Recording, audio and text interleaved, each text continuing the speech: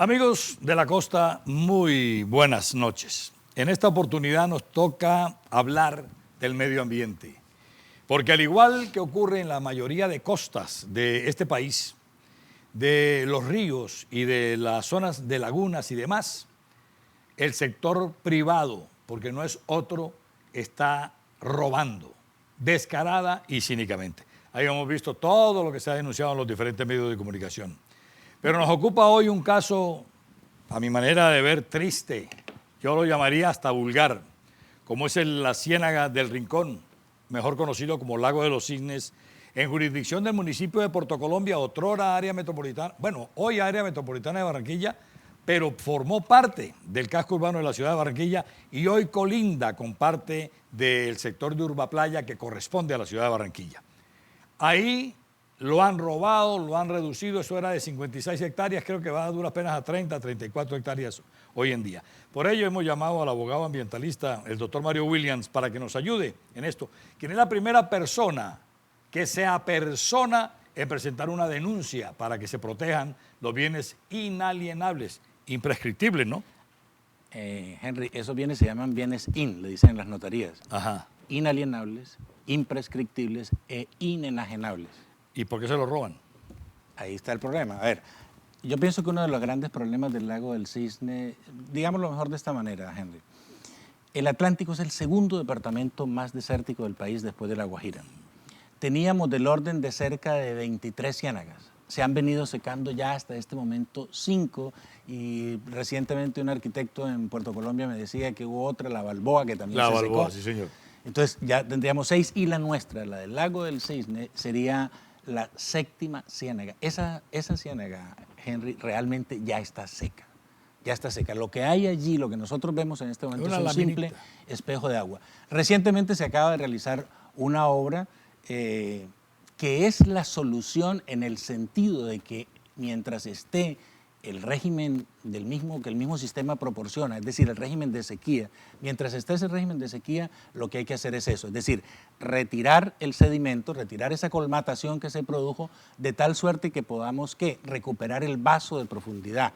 Tú que conoces ese lago desde niño, sabes muy bien, Henry, que ese vaso de profundidad en momentos históricos estuvo en 7 metros. Hoy en día prácticamente el lodo, la sedimentación, la colmatación que tiene, lo ha nivelado. Eso y hoy tenemos una ciénaga del de lodo. Arroyo León y de las canteras que están en los alrededores, que ninguna tiene trampa de arenas, trampa de sólidos, trampa de nada. Entonces, cada vez que llueve, todas esas escorrentías de agua van al Arroyo León y obviamente todo el arrastre que traen de la ciudad de Barranquilla han acolmatado ese lago. Okay. Se invirtieron 1.000 millones de pesos, 990 no sé qué millones en un dragado de 40 centímetros como por un área de 200 metros cuadrados. Eso no hizo cosquillas. Ahora, a mí me parece que una de las cosas importantes en la que nos debe ayudar incluso la Superintendencia de Notariado y Registro, el Instituto Geográfico Agustín Kodak, el IGAT, es recuperar los límites históricos reales, de la ciénaga. Eso es fácil. Una foto satelital del año 60, confróntela con una foto satelital de hoy. Y ahí van a aparecer inmediatamente los invasores. Correcto, Jorge. Henry, ¿por qué advierto este tema? Porque en el último trabajo que se realizó, la sedimentación que se retiró, todo indica un humedal que cayó en la misma zona de los humedales. Ya has dicho la palabra correcta. Aquí tenemos un problema muy serio que le puede traer implicaciones delicadas al país, porque lo que el señor Escolar no ha querido entender es que el río Magdalena, la Ciénaga Grande de Santa Marta, fue el primer humedal de importancia internacional que en 1968, cuando Colombia adhiere a la Convención Ramsar de Humedales, que es esta bellísima ciudad de Irán que está en la costa suroeste del Mar Caspio, allí se celebra la convención que venía trabajándose desde el año 62 por Luke Hoffman, un ambientalista, desde 1962. Mientras que usted ve en los anales del derecho ambiental, del origen del derecho ambiental, y todos hablan, no, que es que el pistoletazo de salida, como dicen los españoles, arranca en 1970. No, desde 1972. Es, entre otras cosas, Henry, la primera convención ambiental que se celebra en el mundo, En el la mundo entero, sí. convención. Por eso me refería de yo, pidamos los fotos humedales. satelitales de los años 60, porque ya a partir del 62 nosotros estamos inmersos en una obligatoriedad de respetar ya circunstancias mundiales de medio ambiente. A partir de 1971, cuando se Ajá. firma la convención, nosotros Colombia, incorporamos el derecho interno con la ley 357 de 1997, se incorpora, porque es un tratado internacional, hay que incorporarlo a la legislación interna a través de una ley, eso se hace, y con la sentencia de la Corte Constitucional 582 del mismo año del 97 se declara la exequibilidad. O sea que desde el punto de vista estrictamente normativo, legal, jurídico, legal y constitucional, nosotros estamos al día con las regulaciones internacionales. Con lo que no estamos al día, El cumplimiento. por esa burocracia que ocupa cargos de sinécura en este país, ¿sí? Cargos fáciles y bien retribuidos, no hemos podido hacer que estos funcionarios entiendan no solo, y esto es muy importante, Henry, examinarlo, no es solo un problema del director de la CRA, No. es una junta directiva Un que está ahí consejo detrás que también directivo que tiene que involucra al responder, gobernador del que departamento también de tienen los que Andes, responder, representantes del alto gobierno del Exactamente. Ministerio del Medio Ambiente y la autoridad territorial como es el municipio de Puerto Colombia. la denominación exacta la denominación exacta del humedal de importancia internacional, del primero, el país tiene 5, el primero que es el delta estuario del río Magdalena Antes y la de- Ciénaga antes de Grande Bocas de en Ceniza. 1998. Ese es el primer humedal, porque cada país que suscribe la Convención Ramsar tiene la obligación de declarar un humedal de importancia internacional. Nosotros tenemos ese que fue el primero, ríase la cantidad de hectáreas, Henry, 400.000 hectáreas. Que hoy están en manos de 400.000. particulares la mayoría. Ahora bien, ¿qué supone eso? Supone que ese esperpento que se hizo del parque, del Isla de muelle que Salamanca. se hizo enfrente de la isla, no podía hacerse, Palermo, sí, claro. no podía hacerse. Claro. Ahí el señor Verano le metió un gol a todo el mundo, no podía hacerse. El Ministerio del Medio Ambiente, el gobierno Era nacional. el señor Verano, el que Exactamente. estaba de Era el gobernador. ministro.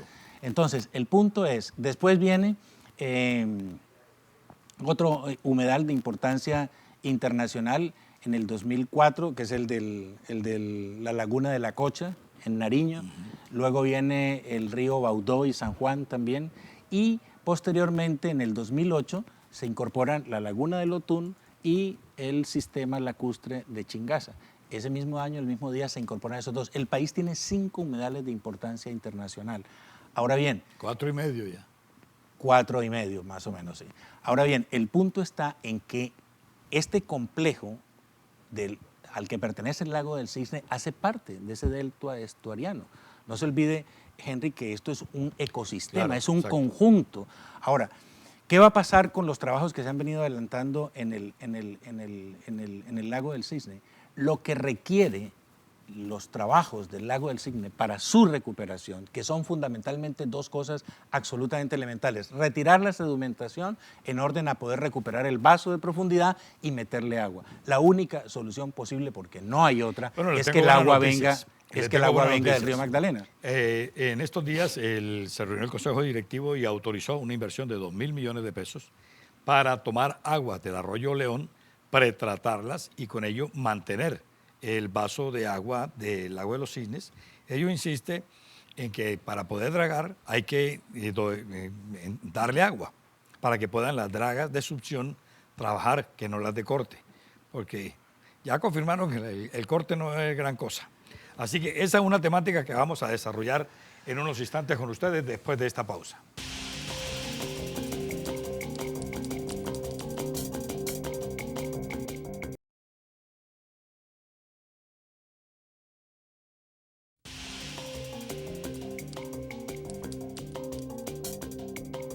Estamos hablando de humedales, pero en concreto de lo atrevidos e irresponsables que son los entes y personas que yo digo que se han confabulado para robarse al mismo tiempo todo este ecosistema, simple y llanamente porque hay un proyecto que está jalonando todo esto, toda esta depredación, y es el famoso Puerto Aguas Profundas de la ciudad de Barranquilla, que aun cuando es necesario, eso es innegable, tiene que hacerse, como dice el doctor Williams, dentro de los marcos de ley, ¿no? Exactamente.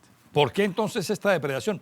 ¿Por qué la Municipalidad de Puerto Colombia, por ejemplo, no ha intervenido en esto? A ver, Henry, el tema con los entes territoriales y con nuestros municipios es muy complejo. Dependen absolutamente de una casa política, están sujetos y supeditados a las órdenes políticas. La administración de nuestros entes territoriales lamentablemente no es una administración libérrima en la cual lleguen allí con un programa, lo ejecuten, lo desarrollen, no. Pero usted lo que me está diciendo es que estos alcaldes obedecen a sus jefes políticos y no la ley. Eso es absolutamente innegable. ¿De qué otra manera puede uno entender, Henry, que quiénes son responsables de la protección de este cuerpo de agua? En primer lugar, la CRA. Pero en segundo lugar está también el ente territorial en el cual en su geografía hace parte o está integrado a ella en el caso del agua lo tiene la CRA, pero en el caso de Mallorquín es la CRA y la Alcaldía de Barranquilla. Y es el DAMAT. Pero no se olvide de lo que acabo de expresar, Henry. Estamos en presencia de un estuario que tiene la característica de humedal de importancia internacional. Y entonces eso tiene implicaciones. ¿Y el ministerio por qué los involucra? Al ministerio, el numeral 22 y 24 del artículo 5 de la ley 99 del 93 le impone al ministerio la obligación de tener control sobre lagos, ciénagas, pantanos, etcétera. Orillas de ríos y todas estas cuestiones. Todo esto. Por tanto, ¿ahí se involucra la DIMAR también? No exactamente. Solamente costas, ¿no? Solamente costas. Pero en el caso específicamente, la norma que acabo de citar de la ley 99, el ministerio tiene una altísima responsabilidad, pero ellos la derivan como siempre. Ahora la CRA dice que es el DAMAT. El DAMAT probablemente dirá que el tema es de la CRA. El DAMAT me dice, hemos hecho algo en el sector, pero no nos hacen caso. La ley es muy laxa, el debido proceso lo favorece. Y usted como abogado, ustedes saben que ustedes los abogados son los culpables de todo, se van inventando truquito detrás de truquito tras de truquito para alargar los procesos y después de 20 años entonces ya aduce posesión. Henry, yo estoy en capacidad de decir lo siguiente. No hay, de acuerdo a la conversación que tuve con el funcionario de la Fiscalía 45, no hay acciones o denuncias penales formuladas por la CRA. Por el contrario, cuando ellos solicitan el apoyo de la CRA, simplemente no contestan los oficios de la Fiscalía. Es lo que me dicen a mí en esa Fiscalía. Y tampoco hay perdón, una cosita para precisar la responsabilidad de los abogados. Si la CRA tuviera la seriedad en hacer cumplir las normas, Henry, a las acciones administrativas probablemente no le tengan tanto miedo los depredadores ambientales, pero con la Fiscalía el tema es a otro precio. ¿Por qué, teniendo esas herramientas, teniendo esas armas, la CRA no acude constantemente a la Fiscalía? Usted me presenta este escrito dirigido a la Fiscalía. Ya la Fiscalía se ha hecho conocimiento de esto. ¿Y qué ha pasado? Nada. Está en el desarrollo. Es lo mismo, la Fiscalía también es política. Pero la investigación tiene un programa metodológico que se está adelantando. Esta es una investigación reciente que se acaba de abrir. Esperemos que contribuya más aún. Mire, este funcionario ha sido tan diligente, el funcionario de la Fiscalía 45, que le escribió a la Secretaría General del Convenio Ramsar. Le escribió directamente. O sea, eso muestra un poco la audacia, el interés y la formación que están adquiriendo. Yo no soy abogado. Aquí el abogado es usted. Colombia podría ser sancionado por esto. Por supuesto, es que allá va el punto. ¿Por qué quiero yo insistirle en el hecho de que el primer humedal de importancia internacional que el país aporta como país parte de la Convención Ramsar es el del Río Grande de la Magdalena, del Delta, estuario del Río Grande de la Magdalena y la Ciénaga Grande de Santa Marta, por la razón de que eso implica para el Estado colombiano compromisos de carácter internacional que está obligado a cumplir y su incumplimiento puede generarle problemas muy serios al país. Incluso para darle créditos internacionales y demás. Es variado, o sea, las convenciones internacionales no son saludos a la bandera. Yo hablaba con el superintendente de notariado y registro en días pasados que estuvo aquí en la costa caribe colombiana y le preguntaba, me decía, hombre, nosotros teníamos en sanción unos predios, los hemos liberado porque vemos que no afectan mucho. lo único que tienen que es devolver las playas, o sea, quitar las paredes de las playas y de los lagos donde estaban funcionando ellos. ¿No es la Superintendencia de Notariado también una de las autoridades que tiene que decir no? Justamente ese funcionario es una persona en la cual estamos gestionando una audiencia con él en su despacho en Bogotá, tendiente a que nos ayude, nos colabore a fin de poder determinar exactamente cuáles son los linderos exactos de la Ciénaga del Cisne, porque allí hay versiones en uno u otro sentido. En un estudio que hice yo, que de alguna manera está contenido en esa denuncia, con un documento que a su vez es un estudio soporte de la CRA, habla de 38 hectáreas. Era de 56. Sin embargo, a mí me dice el decano de Ciencias de la Universidad del Atlántico que estoy equivocado. Le digo, hombre, yo simplemente estoy citando un estudio. Aparentemente son más, Henry. Entonces, la labor que nos queda por desarrollar es, y en eso la superintendencia puede ayudar mucho, es que los límites originarios, los límites de la Ciénaga del Rincón se respeten. ¿Cómo puedo yo invadir un humedal, rellenar el humedal, usufructuarlo o venderlo? ¿Cómo puedo yo? Desde el punto de vista legal eso es absolutamente imposible. Pero lo están haciendo. Por eso, pero porque no ha habido una autoridad ambiental que esté, pues le toca a uno como ciudadano y como particular. Ya hay títulos de tierra. Son absolutamente, carecen de validez. 63 años, yo me voy 45 años atrás. Para entrar al Club Lagos del Caujaral, que tiene 40 años de fundado, más o menos, se hizo un relleno por una concesión que se entregó para el señor Parris, lo hizo para validar unas tierras que tenía en el Alto, que es lo que hoy se llama Urbanización Lagos del Caujaral. Okay. Se le autorizó eso. Posteriormente, cuando se crea el club y se une con el señor Mora, el señor Parris y otros, entiendo, fundadores del Club Lagos del Caujaral, obtienen una concesión sobre el lago y se les permite hacer unos rellenos dirigidos para unos hoyos, unos tiros, unas cosas de esas. En ese entonces había un control por parte de Barranquilla, que era la autoridad en ese entonces.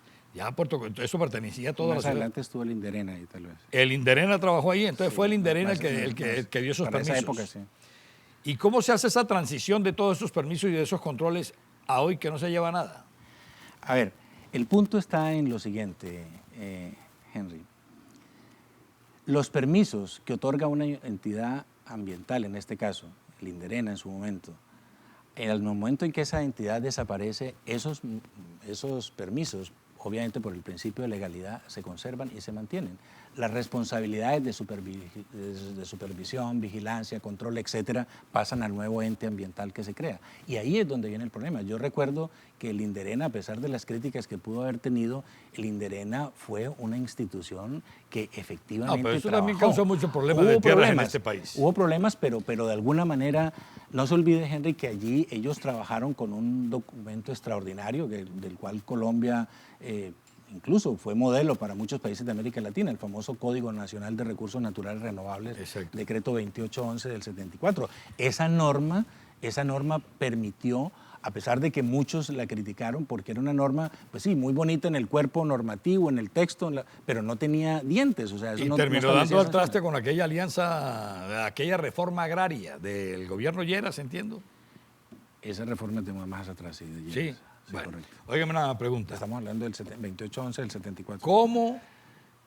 Estamos hablando solamente de agua, pero ¿y las canteras que también están depredando el medio ambiente? Mire, hay una cosa tan grave como esa que usted acaba de mencionar, y es esto. Alrededor del lago del Cisne, de la Ciénaga del Rincón, hay un área de humedales, no solamente la ciénaga. Hay una iglesia que es muy famosa por ese sector y usted la debe conocer mejor que yo. No, eso es lo del señor Holman. Que es la del señor Holman. Pues le tengo una noticia, Henry. Eso era un humedal. Eso era un humedal. Claro, y ahora siguen rellenando el humedal que está enfrente. Desde el punto de vista... Y la casa de un ciudadano que está ahí al lado del puente hoy, José Nameterán, también todo eso era humedal. Y desde el punto de vista de la característica de estos bienes, de los bienes que le decía ahora, inalienables, imprescriptibles e inenajenables, una autoridad ambiental ordena demoler eso. ¿Y por qué no hay autoridad? Es que no la hay. ¿Cómo es posible que los ciudadanos tengamos que tener esa iniciativa y meternos en estas situaciones? Cuando eso lo puede hacer. Más aún, el gobierno Samper dictó una disposición por virtud de la cual que se denominó Estatuto Anticorrupción, o Antitrámites, perdón, Estatuto Antitrámites. Bueno, de San Pedro un Estatuto Anticorrupción, corrupción, eso no sería coherente, un Estatuto Antitrámites. Ese estatuto impone la obligación para las entidades públicas que por acción u omisión o relacionados con sus actividades haya procesos penales a constituirse, decía el decreto en ese momento, en parte civil. Hoy se habla de representante de víctimas. No lo hay constituido aquí, Henry. Pero yo le hago esta pregunta. Y la serie debería estar ahí metida. ¿Y los derechos adquiridos en qué quedan? ¿La falta de acción de la gobernabilidad y de los funcionarios públicos no me dan a mis derechos? No, vienes... Porque es que uno ve, y a mí me causa risa que en todas partes veo uno amparo policivo, amparo policivo, amparo policivo, amparo policivo por todas partes, y con eso es que están robando. Es una vulgarización del concepto, es una prostitución del concepto. El amparo policivo no puede operar sobre bienes ¿Está operando? No puede operar sobre bienes que tienen Doctor características William, opera. Bueno, precisamente opera, ¿usted sabe por qué? Porque es que la diosa de la justicia nuestra no es Temis, sino que tiene la venda en la cabeza, no en los ojos. ¿Entonces qué? ¿Perdimos todo este esfuerzo? No, las no generaciones futuras se verán afectadas. Yo le voy a poner un ejemplo que suelo, cuando hablo de este tema, Henry, colocar, y es el siguiente. Yo no sé si ustedes recuerdan, en la 74 con 43, donde hoy está ese hermoso monumento a Estercita Forero, que allí duró una persona, a mí me dicen que por más de 50 años, una casetica que había allí. Sí. Y ahí está, en la bomba de gasolina atrás. No sé dónde está, pero ilegal. ahí no estaba. Y se sacó, por el concepto que le digo, por el carácter que los bienes de uso público tienen. Vamos a ver, este es un programa más. Voy a entrevistar también al director de la CRA. Hablarán también los entes ambientales del distrito de Barranquilla. Hablarán si hay autoridades en el municipio de Puerto Colombia. Están abiertas las cámaras y los micrófonos. Pero el medio ambiente de quienes nos vienen a nosotros sucediendo, hay que hacerlo respetar. Feliz noche.